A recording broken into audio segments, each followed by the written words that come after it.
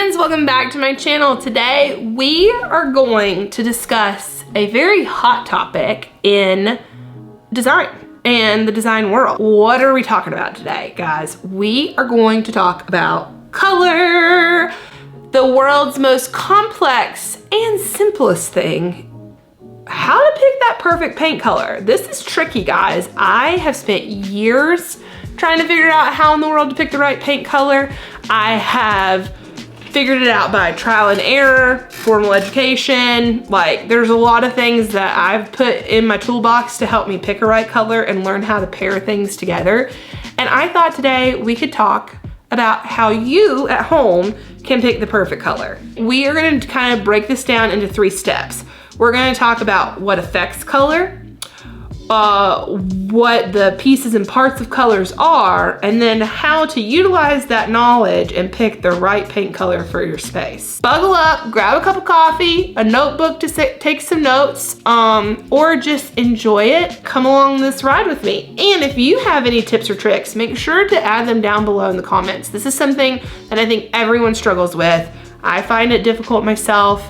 I've gotten better over the years. However, sometimes it's hard. Okay, so let's get into it. First off, we are going to talk about what affects color. So first and foremost, I kind of alluded to it, light is the main culprit for what affects color. So what do I mean by that? I'm talking, do you have natural light flooding in? Do you have like no windows whatsoever? So you have to rely on incandescent lighting or task lighting? Like, what kind of lighting do you have? What color light bulbs do you have in your home? So natural light can really affect it. Also, you can buy warm light bulbs, you can buy cool light bulbs, you can buy fluorescent light bulbs, like you can run the gamut. So it's important to understand that light really can affect color. The way our eye perceives, without getting too nerdy and into the science of it, the cones in our eyes absorb the light that is reflected, and there are receptacles in there that tell our brains like, oh, that's blue, oh, that's green. Like, there's a lot of science behind it. We're not going to get into all of that today. Also, the same exact color can look completely different in natural light versus incandescent lighting and fluorescent lighting. There's actually a thing called a light box in industries that really are color critical, that you have to look at it underneath a specific light bulb to say, yep, this matches. Nope, it doesn't. Like, there is a whole industry out there that is based off of this concept.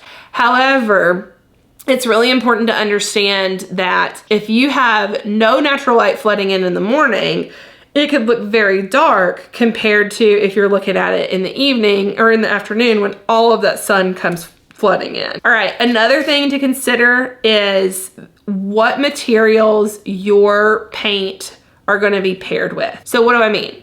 What color are your hardwood floors? What color is your carpet? What color is your countertops? What color is your sofa? These are things that are really hard to change, or we've already invested in them. So we want to make sure that the paint color we pick pairs nicely with the things that we have. For instance, we have a brick wall in our sunroom. I had to pick a paint color that would work well with that red brick. So I didn't want something that would clash with it. And I also didn't want something that had a warm undertone in it, because I have warm color floors and warm brick and warm cabinets.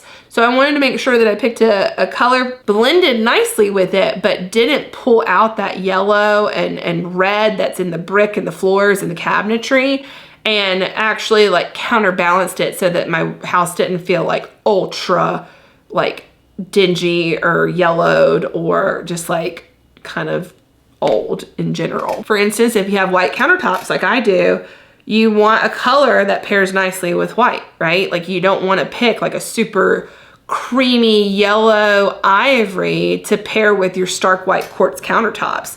And vice versa. If you have a natural stone like marble, it has a yellow undertone because it's a natural material. So you wouldn't want to pair it with a stark white, like true white, because your walls would be like so sterile and your countertops would be so warm and have movement to them. So it's just definitely important to think about what you are pairing it, and the things that you have in your house, like the brick, like your floors, like your cabinetry, those can affect your color and pull out undertones, which we're gonna talk more about in a minute, and make it skew one way or the other. Case in point, you're looking at a sea of color at Lowe's or Home Depot, right? And you see all these little paint chips.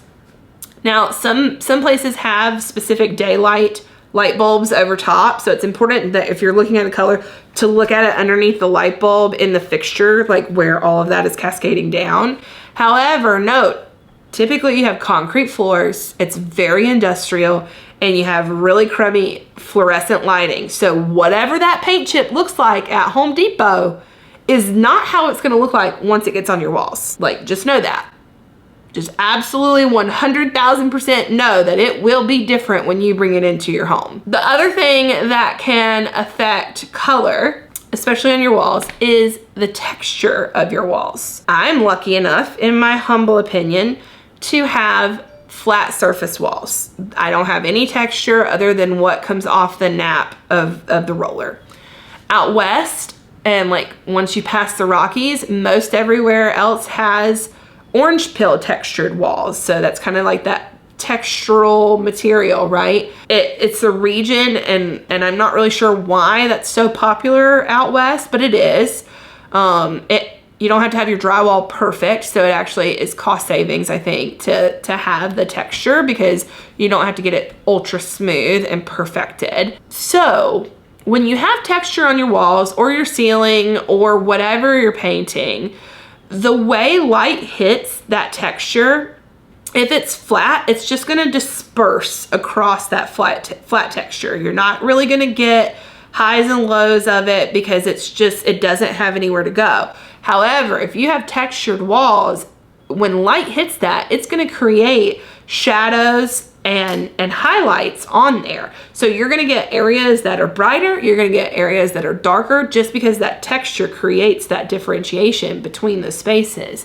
So your color could skew, darker if you have more texture on your wall, or it could skew lighter. It just depends, right? Like depending on how the light refracts from it. So that's definitely something to keep in mind. The lighter color tends to help disperse, lighter and darker, both ends of that spectrum tend to help mask texture, whereas if you go something like really bold and bright, you're gonna end up like seeing all that texture that has high contrast. But if it's white, it kind of dissipates and like almost like bloods out. And if it's dark, it kind of masks all those shadows. So if you have textured walls and you hate the textured walls, consider going for a light, like super light color or super dark color, because this can help mask that texture. Okay, so now that we know what will affect color, let's talk about things to consider and like the aspects of color, right? Like there are some like general phrases and terms that are used when talking about color, and there are some things that you really want to think about prior to picking paint swatches, right? Or picking a paint color. So the first thing that you really need to think about is how you want to feel when you come in a room. So color is known to evoke different emotions. So there are different colors that are perceived worldwide in multiple cultures in a specific way. For instance, like blues are oftentimes seen as calming. They're mostly like subconsciously associated with like outdoors, like water running, which that sound kind of correlates back to calming.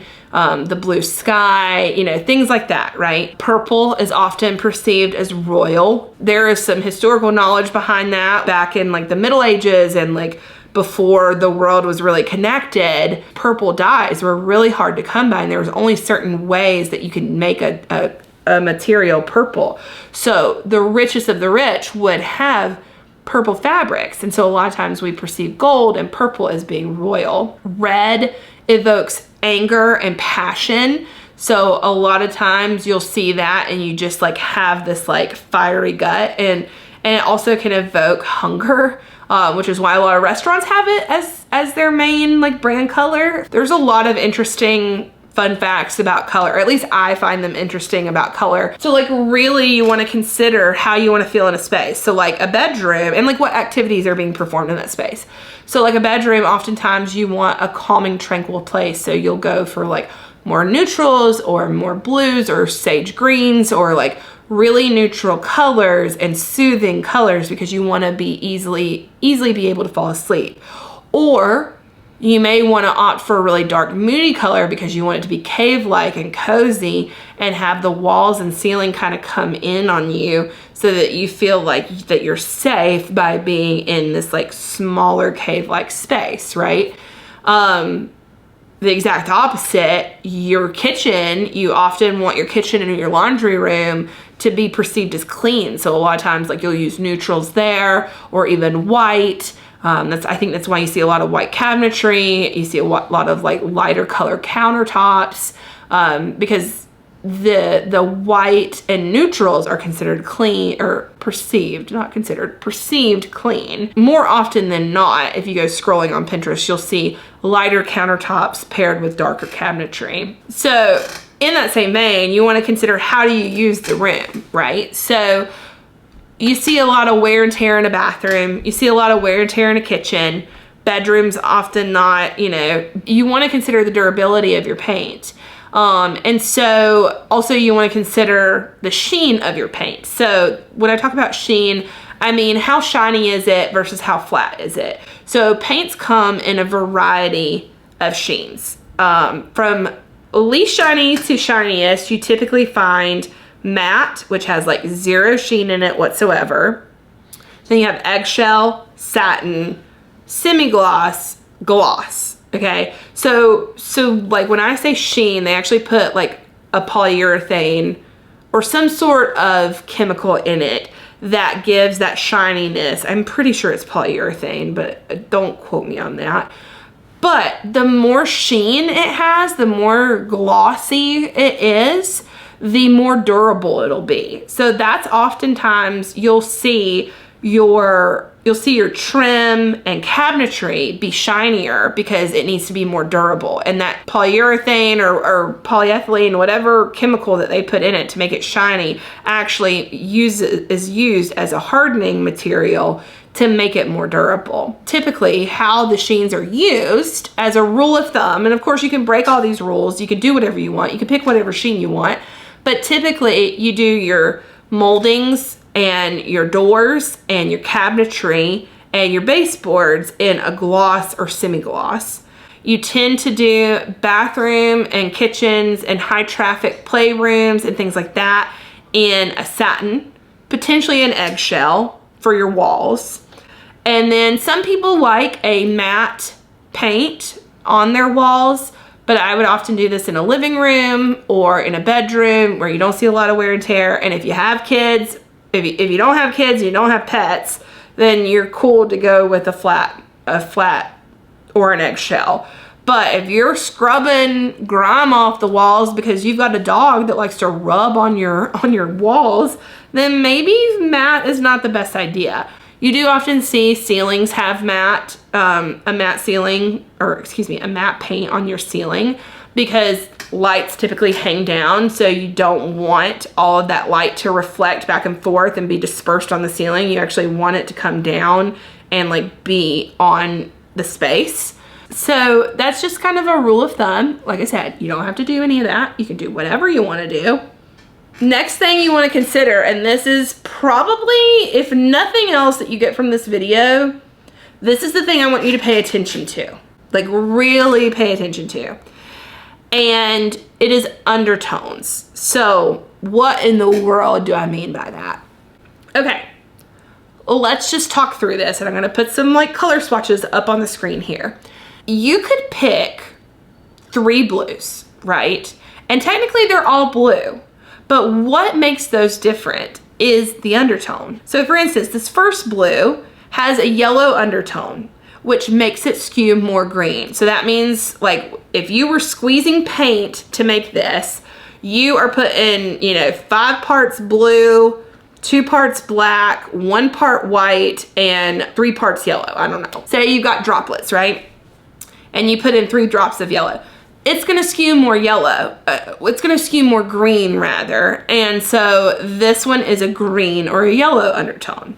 This one actually has an undertone of gray. So this makes it a very neutral coloration of blue and probably a more true blue. And then you've got this blue over here, and that one has a red undertone. So instead of putting in 3 yellow droplets, you put in 3 red droplets, which that makes it skew more purple. So you really need to consider what undertone the paint color you're selecting has. Because if you pair a really creamy ivory white with honey oak floors, it's gonna look even more yellow on the wall. If you pair that same exact paint with gray hardwood floors, it's gonna look more neutral. So it's all about like what you pair it with, and whatever that undertone is will be pulled out from the items around it. The place that I saw this happen the most was actually a very expensive kerfluffle. My grandmother wanted to paint her house in the early 2000s tan with hunter green shutters. Great color combination, really neutral, can stand the test of time. So she asked me what color should she paint in her house. And we went off to Lowe's, little story time for you. We went off to Lowe's, picked a tan, and didn't think anything else about it, and painted it on the house. And the tan was a very beautiful color for about 2 years. And then the sun bleached it, and it turned pink. And the reason it turned pink is because it was a red undertone tan. So it was technically a neutral, but the colors that are blended together, it had more red, more magenta in it than it had any other color. Y'all, her house looked like vomit pink for about, I don't know, 4 years, until she was like, okay, I gotta do something about it. It looks terrible.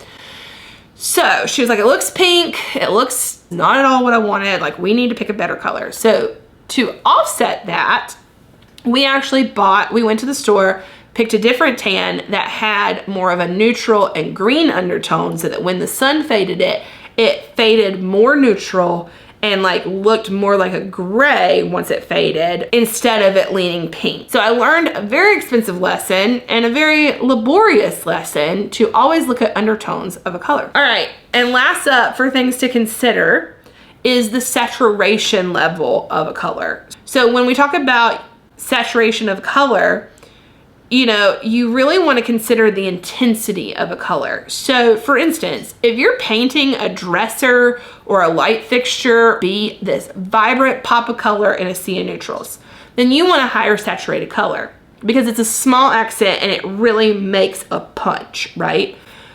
But if you're putting that same exact color on the walls, it could easily be too much.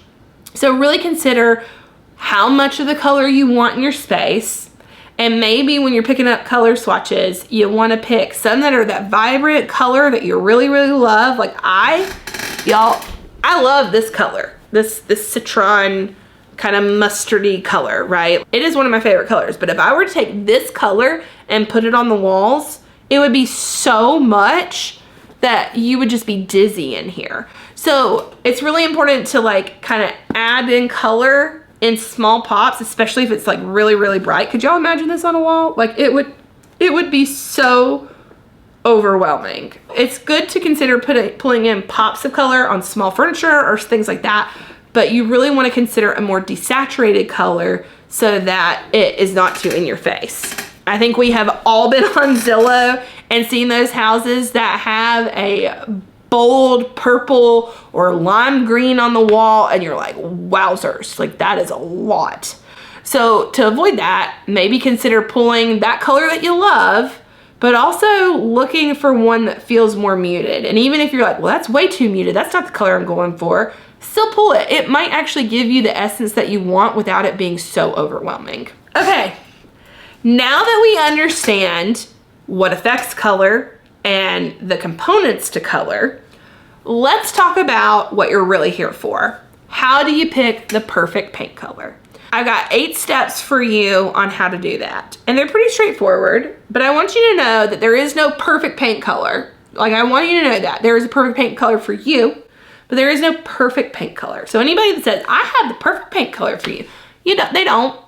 They don't, because the light that you get in your room, the color of all of your personal belongings and things in your home are all varied from anybody else's. So every color is going to look different in your space versus somebody else's. But hopefully these 8 things paired with the knowledge you now have with color can help lead you to the perfect color for you. So first up, what you're going to do is do your research. Spend time on Pinterest, Instagram, asking friends that you really like their aesthetic or the color in their house. So really do your research. A lot of blogs and Instagrammers will tell you what paint they use and what color. And there are a lot of dupes. So like say you don't have a Benjamin Moore close to you, you can actually get that same exact color matched at Home Depot for a fraction of the price. The quality of the paint can vary, but you can get that same exact color at most hardware stores. Second up, most paint stores and paint brands have an option, these online paint tools, where you can actually take a photo of your room and they will instantly use AI or whatever magic they have in their computer systems to apply that color to your room. You can see what it looks like. And some of them even have being able to shift the color throughout the day so you can see the color in different light.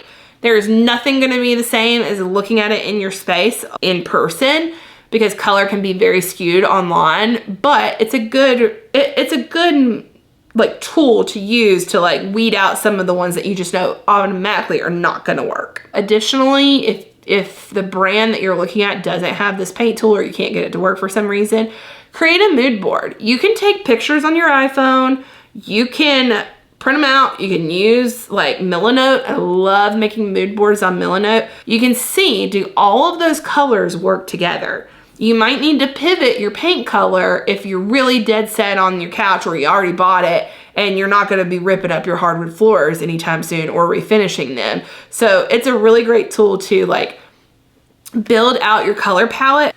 Okay, number 3, you're going to pick up multiple chips. If you think you need 3 chips, pick up 10. Tape them on the walls, live with them, look at it in your space, hold it next to your floors, next to your couch.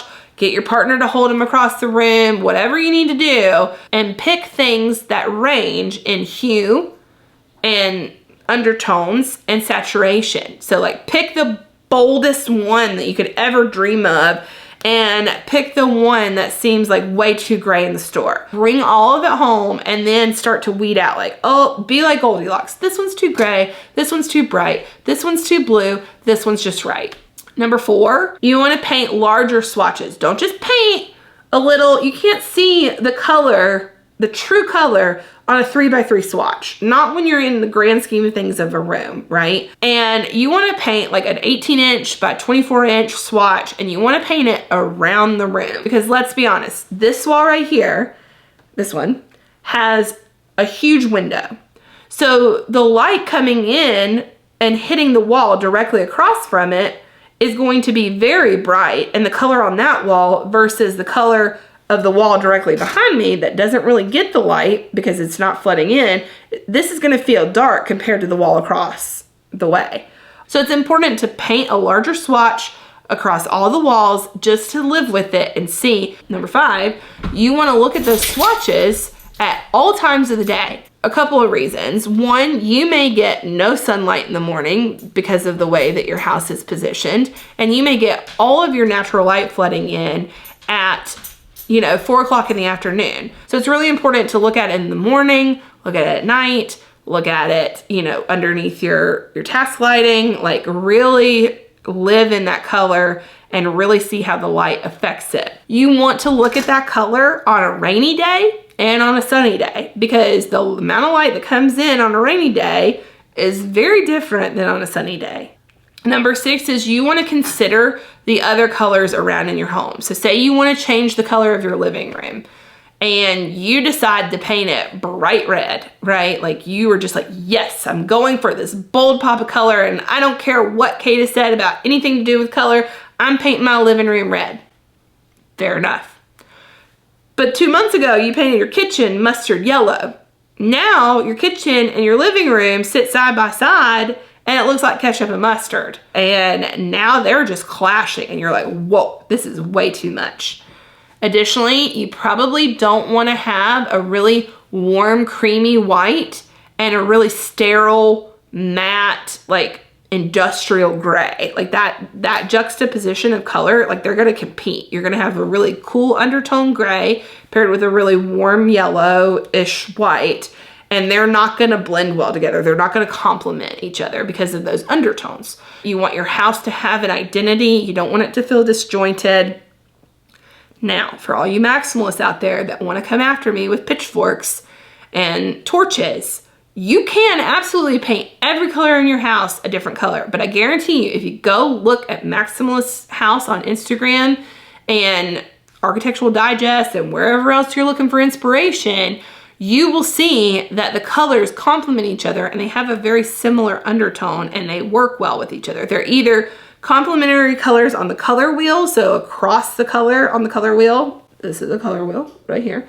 So typically you want to pick colors that are either across from each other that are complementary, or you want to pick colors that are beside the color. So make sure that you're picking colors that work with the other colors. All right, next up, you're going to pick the right sheen. Where is this paint going to be used? In a utility room, that mud room drop zone that I just painted was semi-gloss.